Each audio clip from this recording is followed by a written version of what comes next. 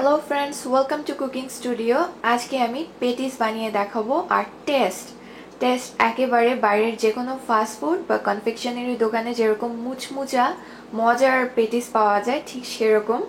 एर जोन्नो आमी एखाने मेजारमेंट कापेर এই কাপটার 2 কাপ ময়দা নিয়েছি, 2 টেবিল স্পুনের মতো তেল নিয়েছি, এখানে আছে সুজি 2 টেবিল স্পুন, চিনি 1 टीस्पून, सल्ट নিয়েছি আমি हाफ टीस्पून আর বেকিং পাউডার নিয়েছি हाफ टीस्पून।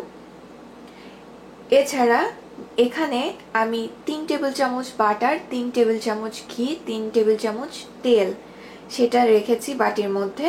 এটা দিয়ে কি করব সব একে একে দেখিয়ে দিব আমি। একটা ডিম নিয়েছি, অবশ্যই এটা রুম টেম্পারেচার হতে হবে, আই মিন ফ্রিজ থেকে বের করে রাখবেন যদি ফ্রিজে থাকে। এছাড়া নিয়েছি ময়দা বেলার জন্য। এবার ময়দার মাঝখানে একটা স্পেস করবেন, এই স্পেসের মধ্যে আপনার সুজি, লবণ, চিনি, বেকিং পাউডার সব দিয়ে দিবেন। দিয়ে চারপাশ থেকে এরকম এনে ভালোভাবে মিক্স করে নিতে হবে যেন সবগুলো একসাথে মিশে যায়, কোথাও কম বেশি না থাকে। তারপর হাত দিয়ে এরকম ঘুরিয়ে দিবেন, ব্যাস। এবার মিডলে আবার একটা গোল করব। এরপরে ডিমটাকে আমি দিয়ে দিব, দিয়ে ডিমের সাথে ভালোভাবে মিশাবো। আর ডিমের সাথে যখন মিক্স করব ঠিক তখন 2 টেবিল চামচ তেল, এটা জাস্ট আমি রেগুলার সয়াবিন তেল যেটা দিয়ে রান্না করি সেটা ইউজ করেছি, দিয়ে এটাকে ভালোভাবে মথে নেব। এবার যখন বুঝবো যে ডিমটা মিশে গেছে ঠিক সেই পর্যায়ে আমি ঠান্ডা পানি, ট্রাই করবেন ফ্রিজের ঠান্ডা পানি নিতে। আর ফ্রিজের ঠান্ডা পানি যদি না ইউজ করতে পারেন সেক্ষেত্রে কলের ঠান্ডা পানি। ফ্রিজেরটা দিলে হয় কি আপনার পেটিসটা বেশি ক্রিস্পি হবে। ঠিক যতটুকু পানি দরকার হবে ডোটা বানাতে আমি ততটুকু পানি দিয়ে ডোটা বানাবো। ডোটা কিন্তু নরম হবে না, শক্ত হবে। ডোটা হয়ে গেছে। এবার এই ডোটাকে ঢেকে 30 মিনিটের জন্য যে কোনো প্লেসে, ওয়ার্ম প্লেস না কিন্তু জাস্ট রেগুলার প্লেসে 30 মিনিটের জন্য রেখে দিব। এবার সেই মিক্সড তেল, ঘি আর বাটারের, এটাও কিন্তু বাটারটাও কিন্তু রুম টেম্পারেচারে হতে হবে, এটাকে আমি মিক্সড করে নিব। আর ঠিক এক মুঠ ময়দা নিয়ে এটার মধ্যে দিয়ে এটাকে স্পুন দিয়ে খুব ভালোভাবে ফেটে নিতে হবে। একেবারে বাটার, ঘি, তেল সবকিছু যেন ময়দার সাথে স্মুথলি মিশে যায়। এখন এই মিশ্রণটাকে আমি ফ্রিজে 10 মিনিটের জন্য রাখবো। উপরের ফ্রিজে না, যেটা ডিপ ফ্রিজ বলি আমরা, সেটাই না, আমরা যেটায় খাবার রাখি বা ভেজিটেবলস রাখি সেই ফ্রিজে আমরা 10 মিনিটের জন্য রেখে দেব। এখন কাউন্টার টপে আপনারা যে কোনো বড় স্পেস, টেবিল যে কোনো জায়গা নিতে পারেন। ডোটাকে একটু মথে নেব, জাস্ট 1-2 মিনিট। এই ডোটাকে আমি সমান 6টা ভাগে ভাগ করব। এবার আমি 6টা রুটি বানাবো। রুটিগুলো একদম যত পাতলা বানাতে পারেন ততই ভালো। একটা রুটি বেলেছি, আমি ট্রাই করেছি খুবই পাতলা বেলতে, এই যে নিচে আঙ্গুল এটাও মোটামুটি দেখা যাচ্ছে। এভাবে 6টা রুটি বেলে নিতে হবে। আর ট্রাই করবেন একটু স্কোয়ার শেপে করতে, গোল করলেও প্রবলেম নেই। 2টা রুটি বেলা হয়ে গেছে। এবার ফ্রিজ থেকে সেই মিক্সটা বের করব তেল, ঘিয়ের।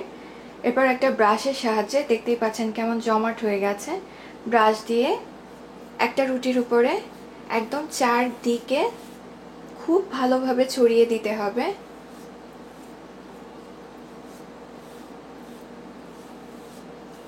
ব্রাশ দিয়ে করলে আসলে ভালো হয়, আর যদি ব্রাশ না থাকে আপনারা স্পুন দিয়ে একটু নিয়ে হাত দিয়েও করতে পারেন।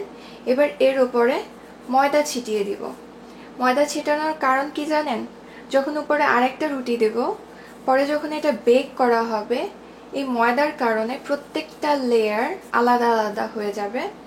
এবার আরেকটা রুটি আমি নিয়ে এটার উপরে বিছিয়ে দিব। একটু আশেপাশে থেকে কম বেশি হলে কোনো সমস্যা নেই। কি করতে হবে প্রত্যেকটা সলিউশন আমি দেখিয়ে দিব, দিয়ে আবার একটু চেপে দেব। এভাবে একটার পর একটা মোট 6টা রুটি দিয়ে আবার করতে হবে। এর উপরে আবার আমি ঘি ব্রাশ করব, তার উপরে আরেকটা রুটি দিব। এভাবে করে মোট 6টা রুটির একটা লেয়ার তৈরি করতে হবে। এটা আমার 6 নাম্বার রুটি। উপরে ঘি আবারও ব্রাশ করে, প্রত্যেকটা লেয়ারে কিন্তু ঘি ব্রাশ করতে হবে, ঘিয়ের যে মিশ্রণটা, আর উপরে ময়দা ছিটাতে হবে। Last layer. এবার এটাকে দিয়ে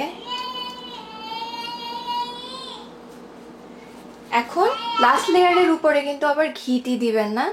এটাকে একটা বড় ট্রেতে আমি ট্রান্সফার করে তারপরে আরও 15 মিনিটের জন্য যে পার্টে ফ্রিজের আপনারা সবজি রাখেন সেখানে রেখে দেব।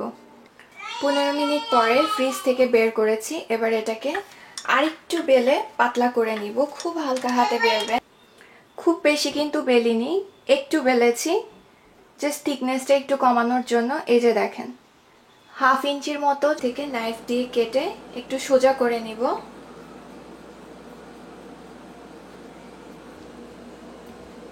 এখন নাইফ দিয়ে আমি 3টা ভাগ করব। আমার মোট 6টা পেটিস হবে। এই বরাবরও কেটে নিচ্ছি।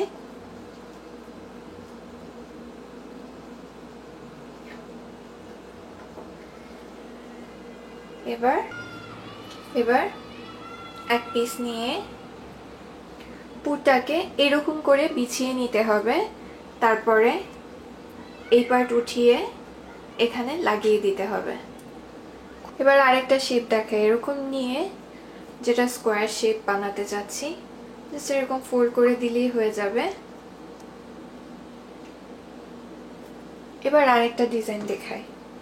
নাইফ দিয়ে ঠিক এই 4 কোণায় কেটে নিতে হবে, একদম মিডল পর্যন্ত না, এই মিডলে রাখতে হবে। এটা একটা ফ্লাওয়ারের মতো হবে। মিডলে রেখে এই কোণাটা ধরে এখানে আনতে হবে। এবার এই কোণাটা বাকি থাকবে, এই কোণাটা এনে এটার সাথে মিশিয়ে দিতে হবে। আবার এই কোণা বাকি থাকবে, এই কোণাটা মিশিয়ে দিতে হবে। এই কোণা বাকি থাকবে, এই কোণা মিশিয়ে দিতে হবে। বেকিং ট্রেতে পেটিসগুলোকে ট্রান্সফার করে নিয়েছি। এখন একটা বাটিতে আমি জাস্ট ডিম ফেটে নিয়েছি। ফেটে একটা ব্রাশের সাহায্যে প্রত্যেকটার গায়ে ব্রাশ করে দিব। এটা অপশনাল, জাস্ট একটু তিল নিয়ে সুন্দর দেখানোর জন্য উপরে একটু ছিটিয়ে দিলাম। আপনারা চাইলে কালি জিরেও ছিটিয়ে দিতে পারেন, বাট পরিমাণে খুব কম ছিটাবেন। আপনাদের না থাকলে কোনো সমস্যা নেই। এরপরে আমি অ্যারাউন্ড 360 ফারেনহাইটে প্রিহিট করে রাখবো। তারপরে সেই ওভেনে বেক করব। 15 থেকে 20 মিনিটের মধ্যে হয়ে যাবে, অথবা কালারটা উপরে যখন গোল্ডেন ব্রাউন হয়ে যাবে তখন বের করে নিব। আর যদি ইলেকট্রিক ওভেন ইউজ করেন তাহলে সেই ক্ষেত্রে 180 ডিগ্রি সেলসিয়াসে 15 to 20 মিনিটস বেক করলেই এনাফ। আর পুরের জন্য আমি যা ইউজ করেছি সেটা হচ্ছে, আমার ভিডিও লিঙ্কটা আমি নিচে দিয়ে দিব। আমি সমুচার ভেতরে যে পুরটা ইউজ করেছি সেম পুর এটাও ইউজ করেছি পেটিসের ভেতরে। আপনারা চাইলে ডিফারেন্ট কোনো পুরো ইউজ করতে পারেন, বাট আমার ওই পুরটা খুব বেশি ভালো লাগে, দ্যাটস ওয়াই আমি ওইটা ইউজ করেছি। আমার ওভেনে অ্যারাউন্ড 15 থেকে 20 মিনিট লেগেছে পেটিস হতে। এরকম গোল্ডেন কালার হয়েছে, প্লাস উপরের ক্রাস্টটাও ক্রিস্পি হয়েছে। তখন আমি ওভেন থেকে বের করেছি।